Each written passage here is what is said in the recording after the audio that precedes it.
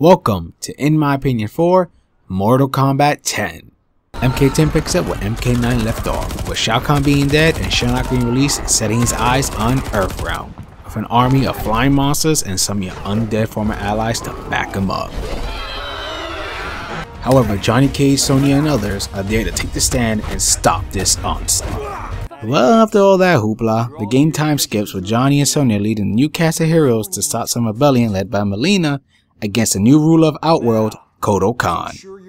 And it doesn't take long for shit to hit the fan. I won't go into deep spoiler territory, but let's just say it picks up from there. Each chapter headlines a character, old and new. This allows you to get a taste of the character personality and gameplay vibes. There's even cameos from past MK characters. The game also really likes to flashback in time a lot, but this helps fill in some of the holes in the story. They've even put some QTEs this time around, though the only thing they really add is new scenes for characters getting beat up, and you don't get rewarded or penalized for it. The story is a fun sit with a lot of action and enough going on to keep you interested. However, the big negative is it kind of felt like it was rushing in the end, and leaves a certain plot thread just hanging with no resolution when it felt like it should have been more of a focus point. Then there's the new faces. While Kujin and Cassie have personalities and were okay to be around, I can't say the same about Jackie and Takeda, who were rather bland and boring. They even tried to start a romance with these two, which was just awful and didn't come up to near the end. Out of the new Outward characters, Kodo and Devora get more attention, while Eren and Terra kinda get pushed into the background, which kinda sucks since I was actually interested in Eren. Well, at least it's better than being bland. Mortal Kombat is back again and has improved over its previous entry. The characters have some more weight to them, and while they do feel a bit stiff, they have loosened up a little bit. Of course, you still have the core mechanics returning, like breakers to stop yourself from being pummeled, and the X attacks, which are enhanced versions of regular specials, dealing out more damage and helping you connect even more combos. X-rays also return, letting you deal a significant amount of damage at the cost of your whole bar, and they look more brutal than ever. Interactive environments are also added this time around, letting you get out of corners or smacking your opponent with an old lady. These can be turned off for offline play, but it seems like you're stuck with them for online. The newest and biggest addition to gameplay is variations. Each character has 3 different types to choose from. Some of these let you beef up attacks, focus on offense or defense play, and much more. It really allows you to test the waters and see what variation clicks with you. While you do keep a lot of your base move, each variation does add new specials and even weaponry that can help create combos that just weren't possible before. The variation will also change the look of your character. It's a nice little touch that, while not major, is appreciated. The run button was also brought back from the old MK games, making it a bit easier to keep the pressure on your opponent and help extend combos. Though there were times where it came out accidentally and the character kept running even though I tried to stop it. Of course, what would Mortal Kombat be without fatalities? And like any MK game, there are good ones and some stinkers.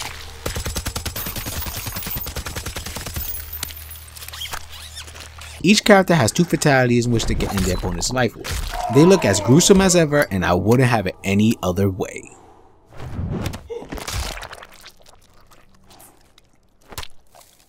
Brutality is also making a comeback. There are 5 per character, and to pull these off, you must complete certain conditions during the match. They may ask you to end the match with a certain move, do a move X amount of times, or something else. I like to think of these as quickie fatalities, since while being pretty violent, they aren't as cinematic. I like how they handle these, and I hope they make a comeback in the next installment. Sadly though, stage fatalities did not make the cut this time around. When you actually start the game, you'll be asked to join a faction. There are 5 to choose from, and the background for the main menu will change according to who you pick. As you can see, I'm all snowy since I'm Lin Kuei. This is sort of a metagame in which stats are updated for your faction depending on everything you do in single and multiplayer to see who's the best. There are even challenges you can complete to help out your faction. After the results come in, if your faction won, you get some rewards like coins and such.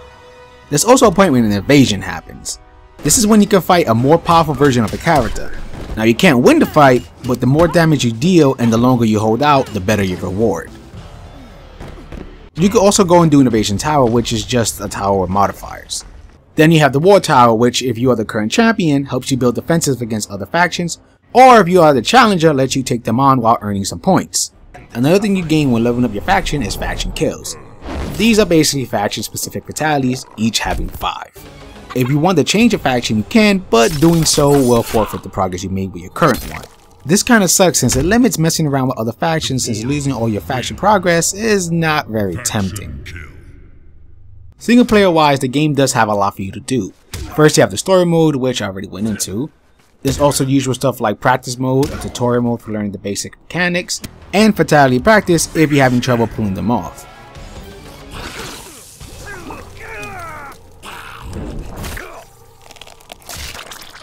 A big chunk of your time will be spent with the towers. There's a traditional tower set which includes the usual beat up people, then boss, then character ending.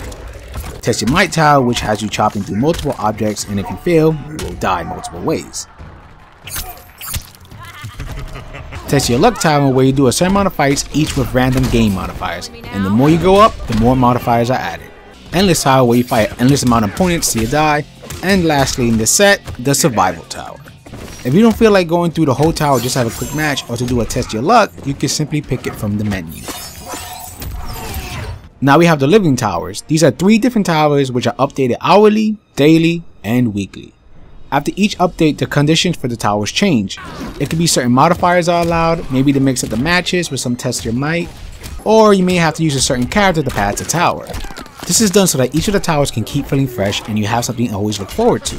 While I do like this route, I still miss the old China Tower for MK9 and its bits of humor it threw in. Hopefully they can reach some sort of middle ground next time. Lastly, there's the Tower Challenge, of which you can complete a randomly generated tower and send your friend your score and see if they can best it. The crypt is still around, and once you walk through those gates, you can explore different areas and spend your coins, which you get for just about doing anything in the game. You might notice you can't access certain areas, and that's because you need to find special items that will open new areas for you, gaining access to more stuff to buy.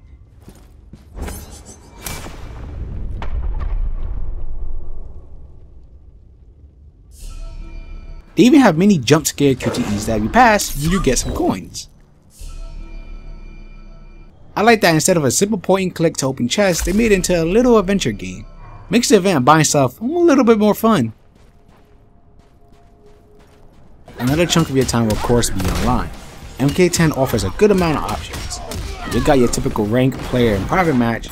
Then there's a King in the Hill, in which you try to keep the top spot in the room. Team battle, in which you can do a 3 vs 3 or 5 vs 5 battle, seeing who wins the most. And you even have the option to search for a faction versus faction team battle.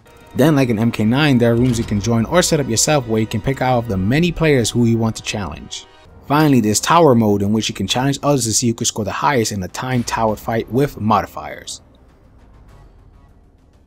The game also allows you to customize a combat card with little characters, pictures, and such that you unlock by doing challenges the game offers, or by just buying them from the crypt.